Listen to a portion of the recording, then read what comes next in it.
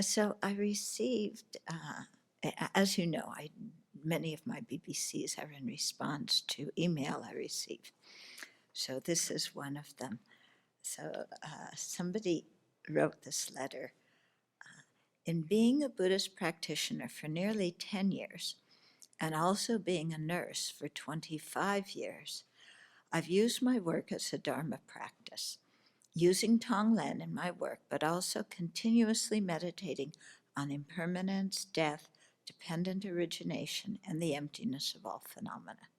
So it's somebody who's into the Dharma quite well. I've always been very dedicated to my practice, meditating, reading books, and visiting Dharma centers for teachings by many wonderful teachers regularly throughout the years.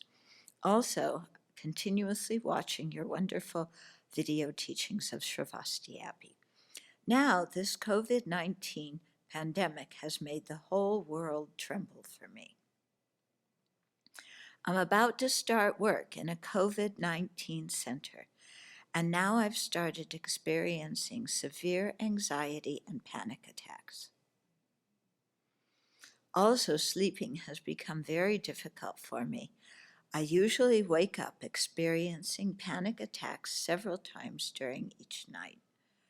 A feeling that maybe I'll get the disease and die when helping those unfortunate sentient beings has appeared. I thought I was a quite good practitioner. But now I find that my feeling and reactions are more of self-concern, a kind of death scare than my usual Tonglen, taking and giving attitude. This makes me confused, and I feel guilty at times for having these panic attacks, when instead I should practice taking and giving, compassion, and meditating on the emptiness of it all. Please, can you give me some advice what to do? How can I turn this anxiety around, lessen my self-grasping attitude, and come back to a more virtuous mindset? So first of all, I really admire this person for being so in touch with what they're feeling and so honest and unashamed and transparent to say it. You know, I really respect that. They're not trying to pretend to be somebody they're not. So lots of times in my meditation to practice, develop the different skills and emotions that the Dharma teaches, I imagine myself in different situations and then see what comes up in my mind. And that tells me what I need to work with. So I'm going to be a little bit transparent here too. So with regard to the COVID-19, one part of me, because I wanted to be a doctor, yeah, and I did apply for medical school at one point. I filed my application from India. It was typed up in a little thing at the side of the road. They didn't accept me. I mean, my application looked like it was from 1973 India, you know. So, but I wanted to be a doctor, because I thought, you know, I was always wondering about the meaning of life, and helping others seemed to have some force in that. So I thought, okay, being a doctor would enable me to do that. So when COVID-19 came up, part of me felt, oh, you know, those people who are healthcare workers, they're really fortunate because they can help these people in a very direct way. Right now, I have no talents to help them in a direct way. Yeah, I can maybe put a Band-Aid when somebody gets cut, but I have no nursing ability, no ability to work with the machines, nothing, you know, that I can offer I offer the Dharma, that's something that I can offer. But I always thought, wow, those people were more fortunate because they can actually help. And then another little voice in my mind said, whoa, thank goodness you aren't a doctor, because then you would go in and you would be exposed to this virus and you might get sick and die. So I had those two thoughts. One, the virtuous thought, and the other one saying, phew, I'm glad I'm not qualified, because then I'm not going to be in a dangerous situation. So I can understand what this person's saying, because I had the same reaction. Yeah. But then I think, as part of my Dharma practice, okay, that's like they did. That's not such a virtuous mind. That's not really where I want to be as a human being, saying, I'm glad I don't have to put myself in that dangerous situation. And, okay, so if I were in that position, like they are, how would I work with my mind? Yeah. So here are some ideas about what I would do. And I hope they're useful to this person and to anybody else who's working in healthcare with the COVID-19. First, I would be, this is a very self-centered attitude, okay? And so I'd own that. And then looking at what the panic in me, yeah, where's that coming from? It's not coming from the situation. In fact, I'm still in my own home. I haven't even started the work yet. So it's not the situation, it's not the hospital, it's not the virus, it's not the sick people. My panic, my fear is not coming from the situation because I'm not even in it right now. My panic and fear are thoughts. That's all they are, is their thoughts. And they're thoughts made up by my mind. And they're made up by the ignorant mind, the mind of self-grasping, the mind of attachment, the mind of self-centeredness.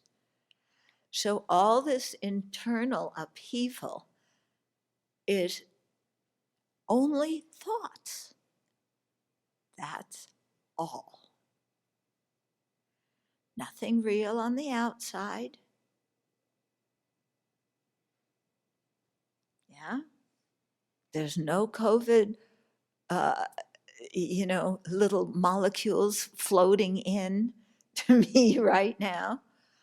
This is completely dreamt up by my mind, created by the conceptual mind. And to really sit with that for a while. Yeah, really sit with that and believe that, because that is true.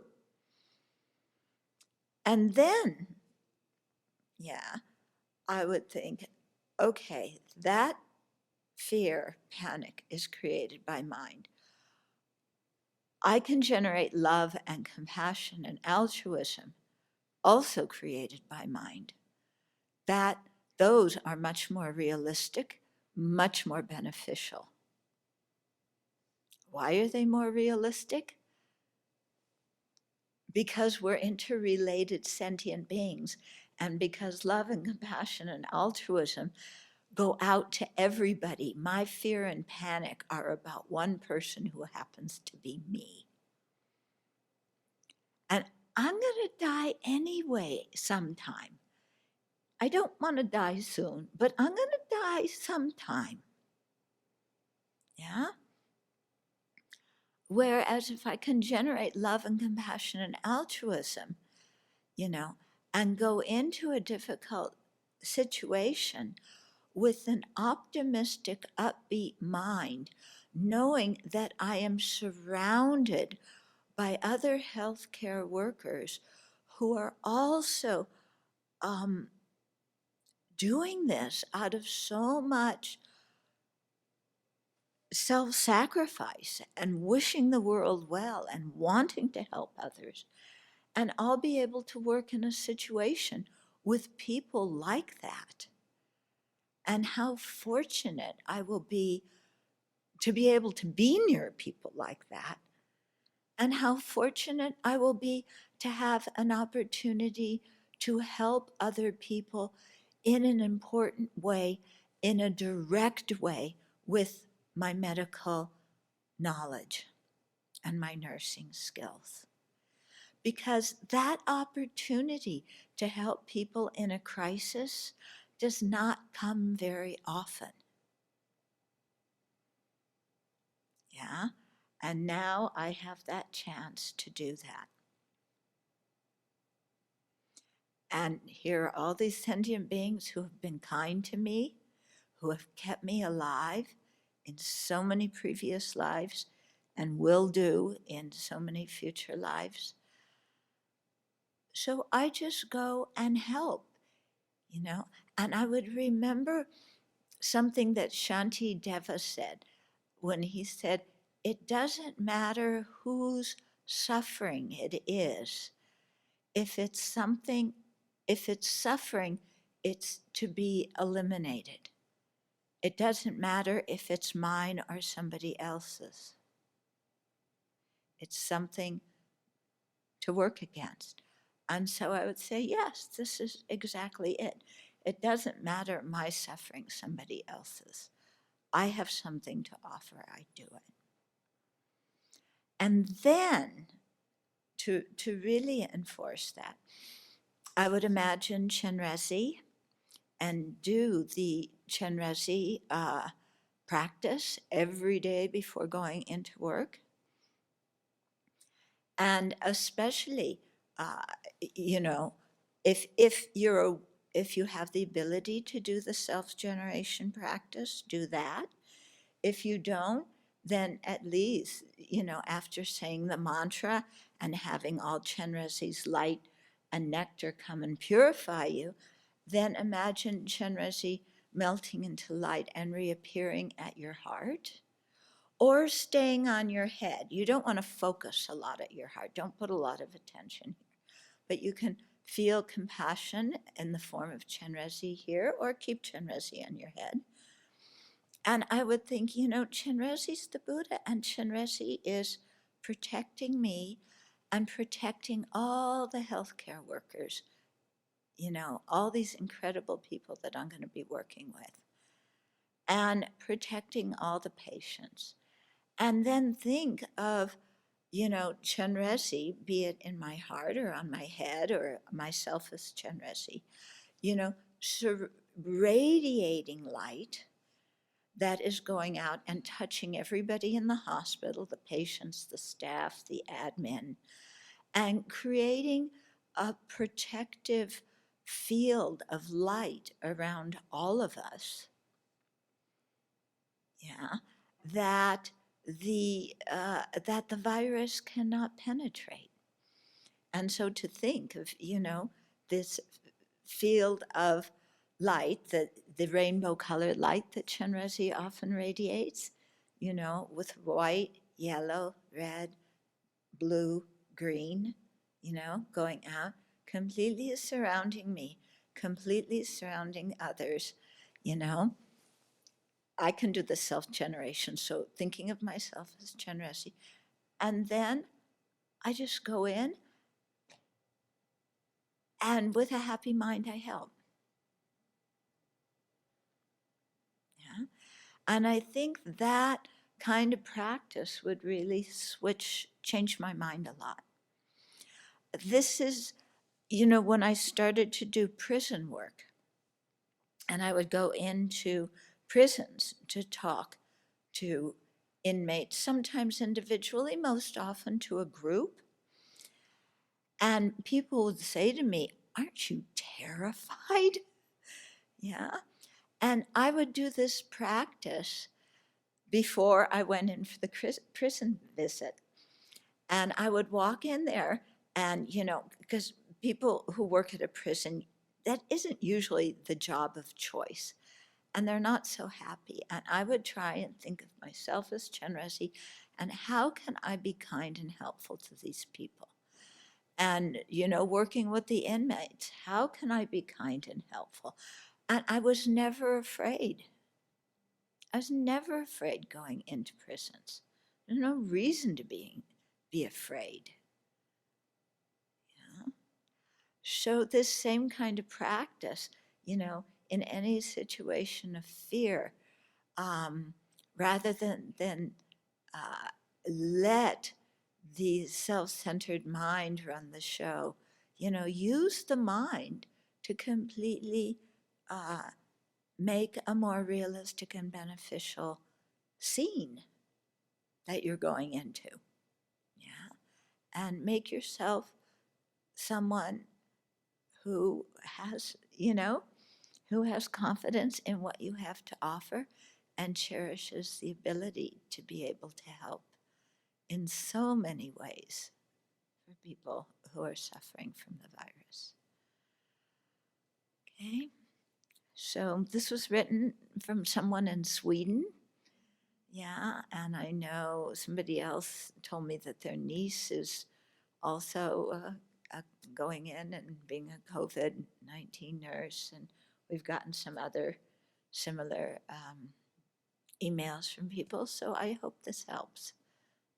But really try and do this kind of practice every day, and it changes the mind. And you just think,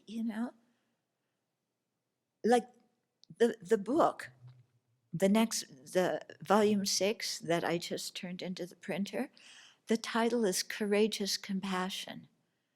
So you think compassion is courageous. Yeah? So I'm going to be courageous and kind.